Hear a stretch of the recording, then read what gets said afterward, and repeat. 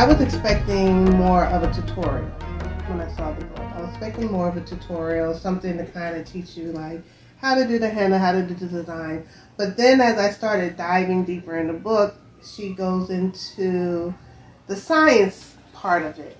You know, the mixology, the scientific names, the breakdowns of components, the healing properties.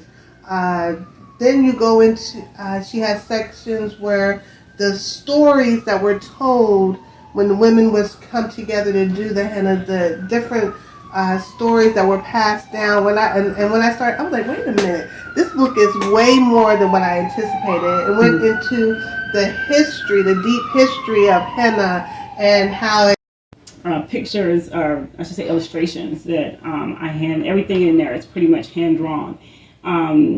So the designs are in there and easy to follow. They're broken down step by step. But then, so that's part one. So part one is tutorial, and in that it also breaks down the symbolism that is used and also which tribes it originates from and what they mean.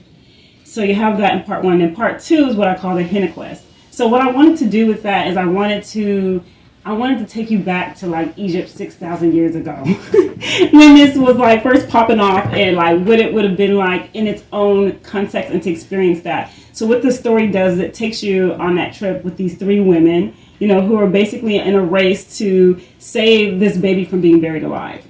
So, but through that, they're discovering henna, and it helps them along their journey in many different ways, and they're having to follow basically this map of henna, which they find, and each time they find it on a certain woman, this particular symbol or whatever in henna, what each ingredient, the role that it plays in the paste, why I put that in there, and what is it doing for you, and how can you make it even better, so that you get the best fresh paste you can get to get the best thing that you can get.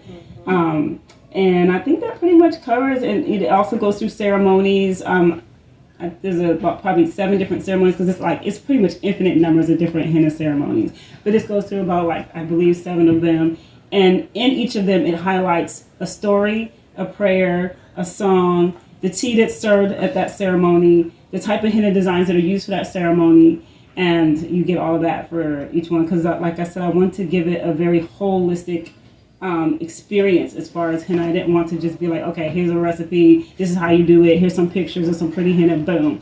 I wanted to give the whole meal and the whole experience, and so that's what it is. It's